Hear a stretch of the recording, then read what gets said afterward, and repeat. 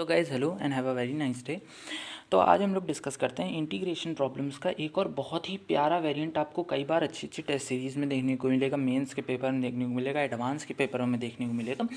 And this is really a nice question because ये आपको मतलब सोचने पे मजबूर करता है। अब मजबूर कैसे करता है? हम लोग देखो, जब भी लिमिट्स की बात आती है तो हम लोग दो ही तरह की फॉर्म्स याद रखते हैं। या तो हमारे पास आता है, हम एल हॉस्पिटल लगा लेते हैं, पहली चीज़ ये कर लेते हैं। या तो हम लोग लेबनीज़ थ्योरम कभी कभी यूज़ कर लेते हैं, या तो हम लोग कभी कभी limit as a sum use कर लेते हैं।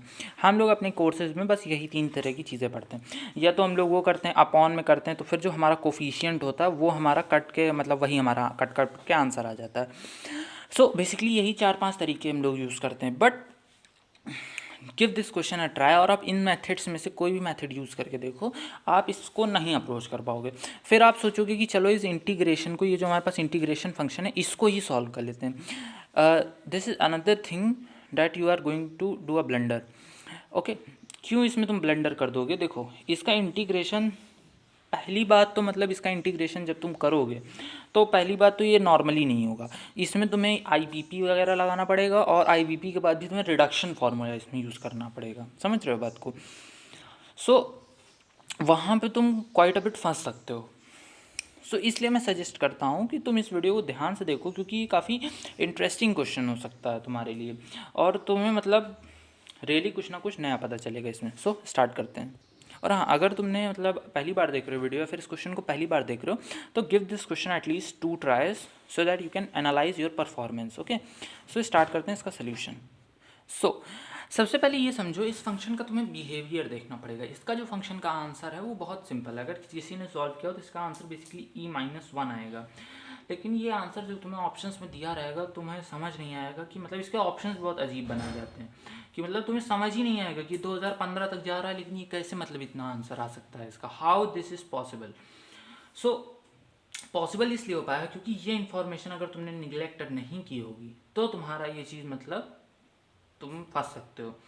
देखो, करना क्या होता है कि अगर एन इन्फिनिटी जा रहा है, तो कई बार हम सोचते हैं इन्फिनिटी हमें बहुत खराब चीज़ लगती है। हम सोचते हैं इस इन्फिनिटी को किसी तरह हम अपॉन में ला के हॉस्पिटल लगा के इसको ख़त्म कर दें।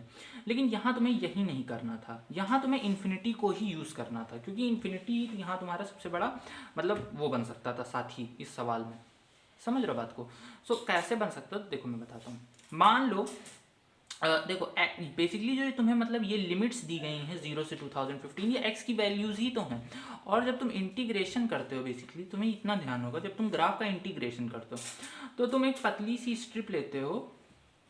बेसिकली तुम ये वैल्यू को ही तो ऐड करते हो, इस वैल्यू को, फिर इस वैल्यू को, फिर इस वैल्यू को, फिर इस वैल्यू को, इस वैल्यू को, इस वैल्यू को। तो अगर मैं एक एक वैल्यू यहाँ रखूँ, मान लो मैं 0 रखूँ एक्स की जगह पूरे में, फिर मैं उसमें जोड़ दूँ 0.0001, फिर मैं जोड़ दूँ 0.0002, फिर मैं जोड़ 0.00, तो मेरा पूरा इंटीग्रल कंप्लीट हो जाएगा। तो बस यही काम यहाँ पे करना था, और इसी काम को बहुत स्मार्टनेस के साथ करना था यहाँ पे। सो जिसने स्मार्टनेस की होगी उसका आंसर आ गया होगा। देखो, फंक्शन का बिहेवियर समझो।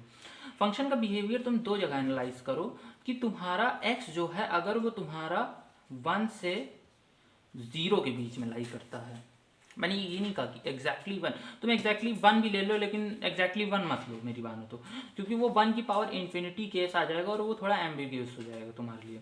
समझ रहे हो बात को? तो उसको मत कंसीडर करो। तो अगर तुम, हम बेसिकली ये जज करेंगे, हम लेते हैं 1 माइनस, यानी 1 से थोड़ी सी छोटी वैल्यू, और दूसरा हम x की वैल्यू देख लेते हैं। हम 1 पे नहीं डिस्कस करेंगे, 1 प्लस पे। 1 प्लस से हम जा रहे हैं अपना इन्फिनिटी तक। हम दो केसेस x के लेते हैं, जब x इन्फिनिटी बेसिकली नहीं है, यहाँ 2015 है। हम जब 2015, अब यहाँ पे x की वैल्यू रखो, और तुम्हें ध्यान होगा अगर x की पावर a है, तो अगर तुम्हारा a बहुत बड़ी वैल्यू है और x तुम्हारा 0 से 1 के बीच में लाई करता है, तो ये आंसर तुम्हारा 0 आ जाता है। और अगर इसके बाहर लाई करता है तो वो आंसर तुम्हारा इन्फिनिटी आ जाता है। तो हम यहाँ पे रख देते हैं।